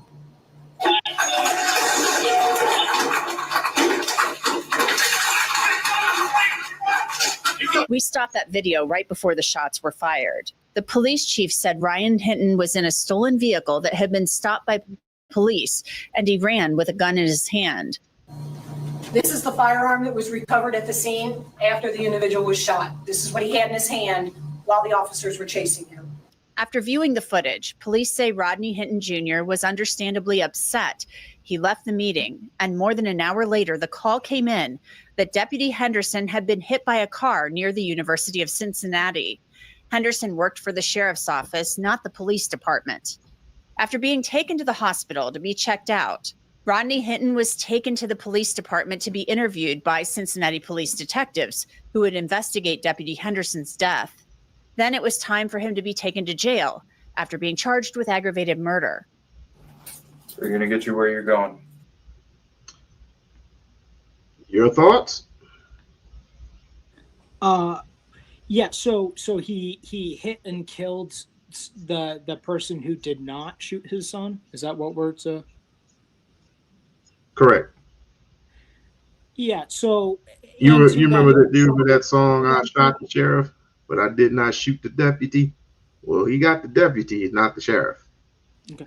So to that, I would say by killing someone totally unrelated to it, I would say that's, I would say that wouldn't that be in the same vein that's talked about, like if a crime is committed and then, white people in the past would just find a black person to attack? Wouldn't that be along the same veins, just finding someone that's associated with something that happened, even though they had nothing to do with it, and just taking out vengeance on, and that would be vengeance, taking out vengeance on a completely innocent party. I would say that's maybe in the same vein as that. But as far as the police maybe shooting him altogether, to me, like if someone commits a felony being grand theft auto and they're armed, and they refuse to surrender to police, it definitely puts police in a dangerous position. Sir, and it's not to he snapped. Go ahead. He snapped. They crossed a threshold where he had crossed his threshold. he had literally lost it. Yeah. And I think Like any that will father probably would no, lose it. you're Like right. And I any think that will father. come up. I think you're right, and that will come up in his defense. And I wouldn't be surprised if that will have an impact on his sentencing, just being more of a crime of passion. We have a term for that, right? Crime of passion, and often people get Mhm. a lesser sentence for that. You know, when they're if something had happened so close to him, and for him to, like you said, for him to snap. There's a term for that, crime of passion, and it means in the moment, right? And it doesn't necessarily mean premeditated. I don't know if he necessarily was in his car out to kill a police officer. You know, if he were to just see them and snap, like you said. But it definitely does have to say that if this person was a third party, like if it would mean even more, right? Like if it was the man who shot his son, that would mean that would be even more, and I would think he would be get even lesser of a sentence, right, for being even more of a crime of passion. But just being a police officer in general, I don't know if the jury or judge is going to see it quite like that, but I think it will deal with the sentencing. And I feel for him. I mean, having just because your son commits a crime doesn't necessarily mean that he should be executed, right? But at the same time, it's one of those things where at what point, you know, at what risk should the police, you know, what level of risk like should the police allow? Like if someone has committed grand theft auto, which is a pretty big felony, they are fleeing, they're refusing, they are armed, and now you're Are confronting you saying an that armed these person. people, his son committed grand theft auto? Because I didn't see that. If that's what you're saying, his son didn't commit any crime. Oh, I All he thought had you was a gun on him. I thought you just said they were in a stolen car and they were fleeing. I never said that they were in a stolen car, sir. I The think evidence, I think the video says that at the beginning. the video, yes, the video had stated that he was allegedly in a stolen car. He was in the back seat of that car. As a matter of fact, the report stated that he was asleep in the back of that car and he was startled by the sirens, and whoever and how many were in that vehicle, 2, 3, doesn't matter. They all got out the car and they ran. And ultimately, there were two body cams. The one body cam that you just shown is, one would say, quite blurry, but didn't make a difference. You heard gunshots coming from that officer's gun and not the boy's gun. So you're saying that the police. My question is, do you think that was a righteous shoot? I'd have to watch it in its entirety. If he has a firearm in his hand, I think it definitely starts to become more justified, because why you would be brandishing a firearm at the police, because even to draw a firearm would be considered brandishing. It doesn't necessarily have to be pointed at them. So According to who? According to the law. So if a gun is not drawn that officer's way, he has a right to shoot that kid unintentionally? Because the firearm is drawn. So it's not like, if it's in his hand, then it's at the very least being brandished, if not like being discharged at the officer. So like the police aren't under, like, there's different kinds of like rules of engagement, right? So the military often, not always, but often will have like, you're not allowed to shoot until fired upon. The police do not have that. They're able to take, they're given the leeway to be able to engage someone without being fired upon. That's something that the police do. You have a right to engage. You don't have the right to fire if necessary. If it's not fired upon you, if it's not raised in your direction, if you are not attempting to not read them their rights. How do I say it? If you didn't say the word freeze, if you didn't say those particular words, you are under arrest. If I already have you in my possession, if I already have you on the ground, what gives me right, even though even though it's a reaction to an action, what gives me a right as a police officer to fire a gun at a person who is at that point unarmed? He wasn't unarmed. He had a firearm, did he not? On his He's person? running at the police with the firearm in his hand, did he not? He's not running at anybody. He's running away. He's running away from the vehicle. The police got in front of him, and then he runs between the dumpsters with a firearm in his hand. That's when the cop shot him. I just don't understand like this idea that if he's in a stolen vehicle, but he didn't steal it. Like he wasn't involved with stealing it, but he's somehow in a stolen vehicle, and he doesn't pose a threat to police. He's unarmed, except he does have a firearm and it's in his hand. I just don't like. Trust me. I dislike the police as much as you. Believe me. My family has a long history of all kinds of negative interactions with the police. The idea that I'm going up to bat for the police, it's not the case. But if someone is involved with a stolen vehicle, is continuing to I guess it's a little bit difficult to blame him for fleeing, right? If he's not driving the vehicle, but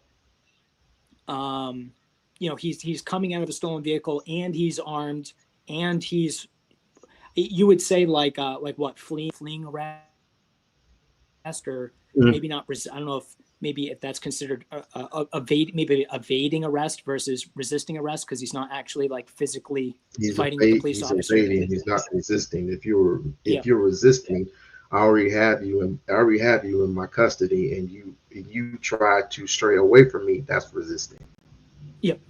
If you're fleeing, that means you're evading. Yeah, and I've actually I saw a worse one just recently where I believe the guy did have a firearm, but he was actually running away from police, and the police actually kind of shot him in the back. And that was definitely more, I believe the police ruled that as justified, but I would definitely say something like that was a bit more questionable. The idea that like someone running in the opposite direction is a threat, but the how the police see it is like if you're armed, it changes the situation completely, and especially if the firearm is drawn, then that they raise that to a whole nother level, but I just it's tough. It puts everyone in a really difficult position, and now not only has his family lost a son due to this, they're going to lose a father as well. And like I just don't like, would you say that the father is justified in what he did?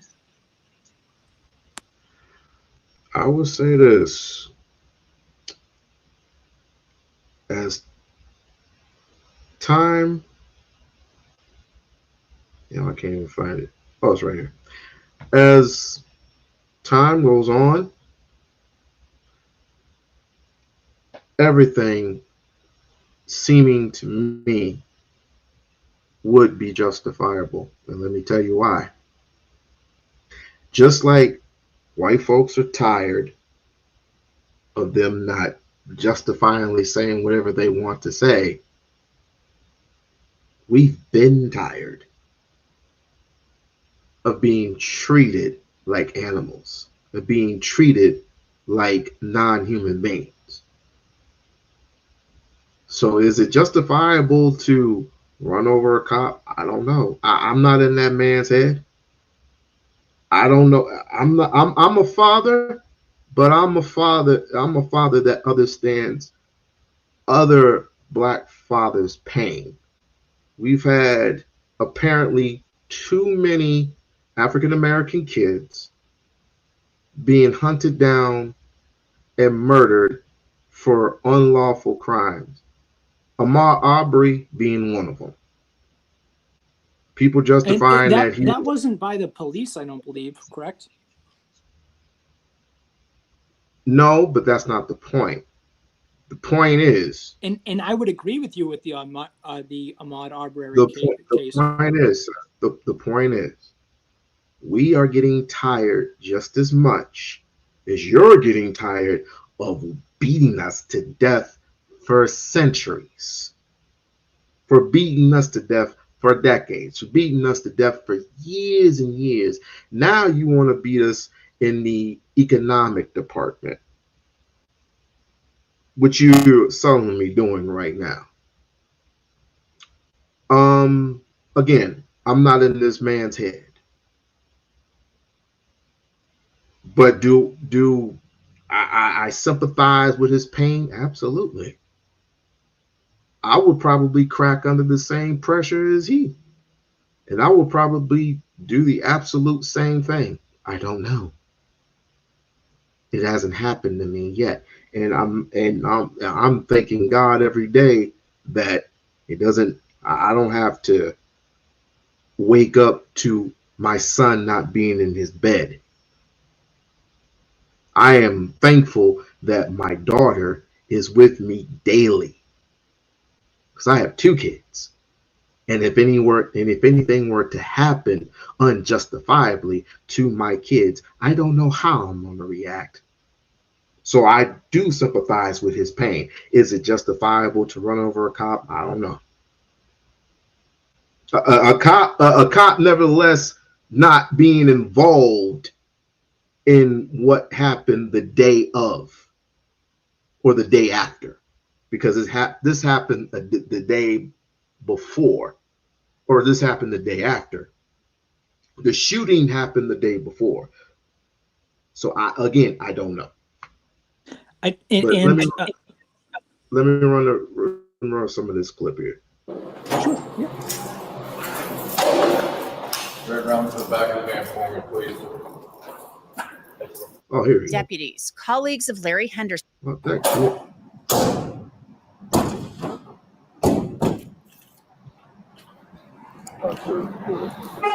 Inside the courtroom, a wall of deputies, colleagues of Larry Henderson's, lined the courtroom. As Hinton was led out of court, he muttered something to the deputies that sounds like going to be gone forever.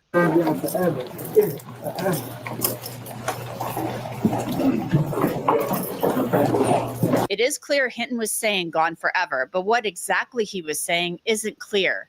The FOP president for Cincinnati Police was told that Hinton said the deputy was going to be gone forever as he was looking at those deputies. He was then driven back to the Claremont County Jail. Your chest? Go ahead. Your knee? All right. Take a moment, stretch out. Grab this grab. Take a moment, stretch out. Mr. Bennett, at the prior hearing before today. Have a seat. Have a seat. Have a seat, sir. Sit down. Have a seat. Have a seat. That's my brother. Have a seat. Then a detective testified about what he says Hinton did. I don't know why they didn't show that, but I guess it was allegedly one of his family members got kicked out of the room. Ridiculous. You can get kicked out of the room, but you can have like a dozen officers show up to try to size this dude up, and he's in chains. Quite amazing. Your thoughts?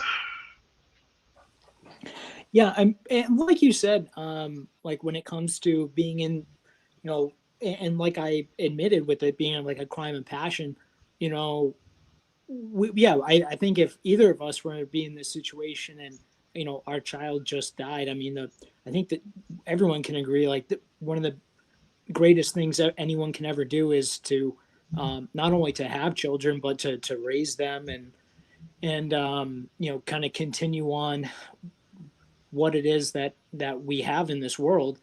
To have that be taken away from you in the blink of an eye it would turn anyone's world upside down, and like they're bound to behave in a way that they may otherwise have not. I don't know how many children this gentleman does have, because unfortunately they're not going to have their father around if he does have more children. But so it's understandable. And like I said, when it comes to sentencing, I'm sure that will play a role, and I hope that they understand the pain that he's been through.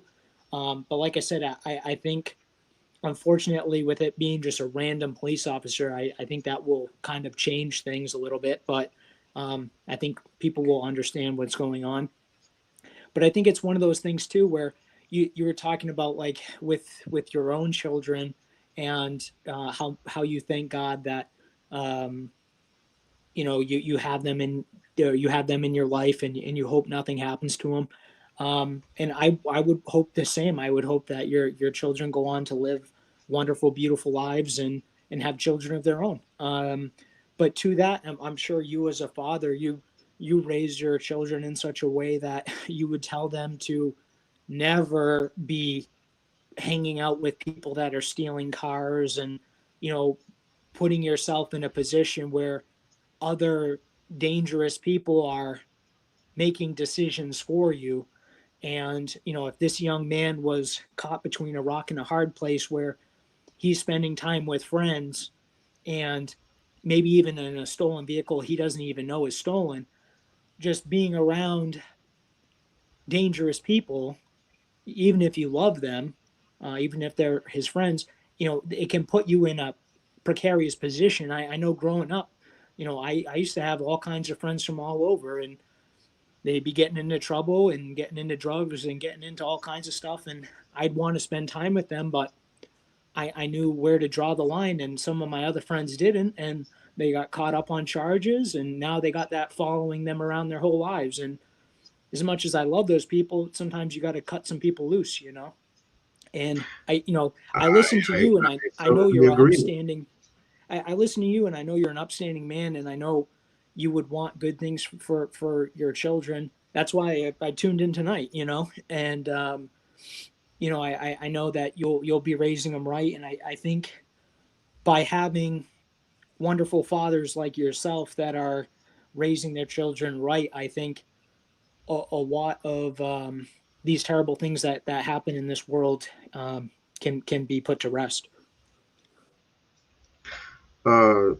Many fathers who are upstanding citizens have raised their children to be upstanding people, and yet they get murdered.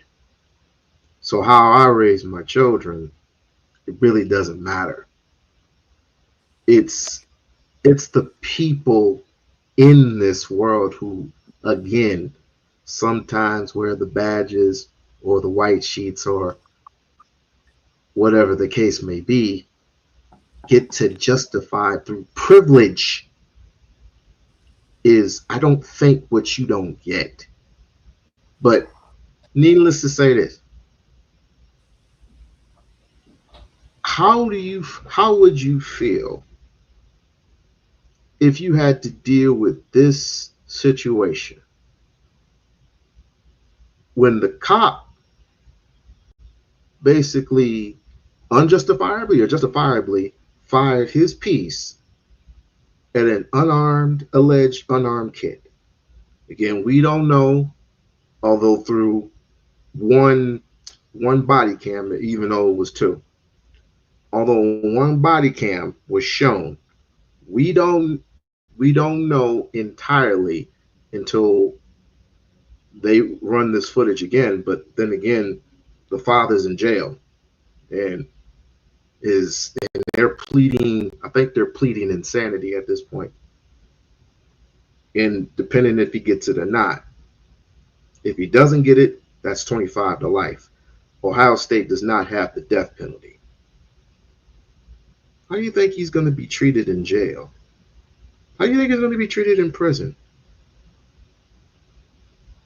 He's going to be treated like a hero in prison because of other fathers that possibly, maybe justifiably, have done lesser crimes or have snapped to the point of insanity.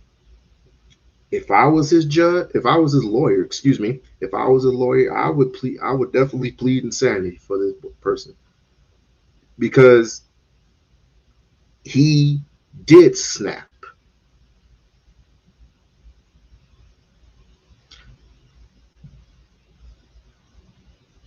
I'm just gonna put. I'm just gonna lay like it is. No, I think we both agree on that. Yeah, that it. I He know, did. but I'm just saying this. At some point, we're gonna have to. If you want better, and we all want better, you have to do better. But it all depends on what city and what state that you're in. You have to hold certain people accountable for their actions, just like that lady. But she actually she doubled and tripled down on her words. Now she's making over almost a $1 million because of the simple fact that she proclaims to be a victim. If she can raise over that much money, and this is not to be in comparison of the Carmelo Anthony situation because you're comparing apples to oranges.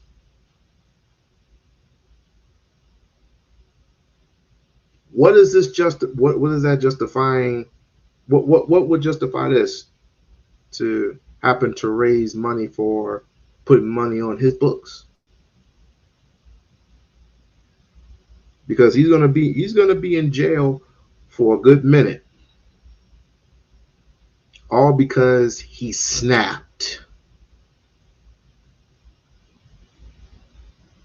Yeah, and if people wanted to start a GoFundMe to help raise money for his defense, I wouldn't have a problem with that. I mean, people would be welcome to do that if that's what they want to support. Interesting. Definitely. Friday, I mean, I when I he would hope drove that into everyone Deputy would be able Henderson. to Tell me afford a good legal defense. Unfortunately, it's like a pay-to-play system that we have these days. A plate of what?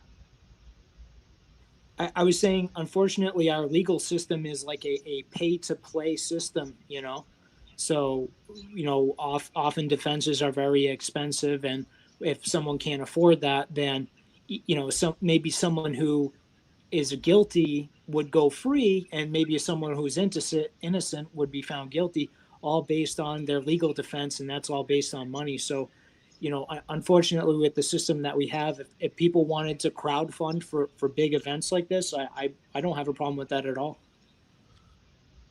Okay. What he did after he stopped. So based on witness statements as well as the video, the vehicle accelerated quickly, proceeded eastbound, crossed into the oncoming lanes of traffic when there was no longer traffic to obstruct his travel, crossed into the oncoming lanes of traffic, went to the left of those little stanchions that are in the middle of the roadway, into the oncoming lanes, through the intersection, directly at where Deputy Henderson was standing, struck Deputy Henderson and the metal utility pole on the northeast corner of the intersection. Okay. Were there any evidence of skid marks? No, there were no indications at any point that he tried to brake, stop, or otherwise avoid Deputy Henderson. And is that the conclusion that our accident reconstructionists have come to at this point? At this time, yes. Okay. And does it appear from your review of the video that he headed straight for Deputy Henderson? Yes. And Did any of the multiple witnesses that you spoke to and the people that were in the vehicles that were surrounding him, the people that were on scene, did anyone indicate that any attempt to slow down or deviate his path straight to Deputy Henderson? No, everybody said that he accelerated and was traveling at a high rate of speed all the way up until the time that he struck Deputy Henderson. Hinton's attorney argued that he should get bail, saying he may have mental health problems. Well, unfortunately, he didn't get bail. He was denied bail. We'll see in the upcoming months. We'll see in the upcoming months what's going to happen with the Hendrick case, with the Shiloh incidents, with the Carmelo incident. It's been a lot going on this year in 2025. There's been a lot going on. And ever since I've been back, it's been a lot to take in. But I will be doing live streams like this, including Dr. Umar live streams. I haven't forgotten about what's been going on with him these past couple of weeks. I have not forgotten about the giant 12-foot statue that's been happening on Times Square. I haven't forgotten about that. It's just that hadn't take time for me. All right. And I will continue to do live streams like this, and I will welcome anyone. I will welcome anyone to have conversations. As a matter of fact, I might end up doing this again tomorrow. It all depends upon my schedule. Well, with that being said, I gotta do the wife and the children thing. You know how parents are. Any last words, sir? No, just thank you for having me on again. I really appreciate it. I think the dialogue that you're having is really important. I would just say, God bless you. God bless your family. And thank you, sir. And when you said, like, it's one of the things you said, I think you're right in that, you know, some things are out of our hands, right? Like you're saying, and it doesn't matter, you know, how you raise your children. There's things can happen to them that are outside of our hands. You're right. I mean, that's the scary thing about the world. You know, it's amazing just how powerless we are to the unknown. You know, the chaos that is mortality. But I think what we all can do is, like I said, just have faith in God, love our family, and do what we can to try to do what is right. And I think that takes us really far. You know, I really do. And I think, like, when I hear you speak, I really do think you're a good man, and I think the impact that you're going to have on your children's lives is going to take them very far. And you know, don't discount yourself. You know, I think the impact you have on your children's lives is maybe going to be the most incredible thing that they ever experience. So just keep on doing what you're doing. Well, I thank you. Thank you, sir, for that. And all blessings to you as well. I wish we would be talking under different circumstances, but I mean, life throws a lot of curveballs. So we're just going to have to get through it as human beings, right? And with that being said, I couldn't agree more. And with that being said, sir, this is the We-On-Loc Nation channel, and I will bid y'all farewell until next time. Peace.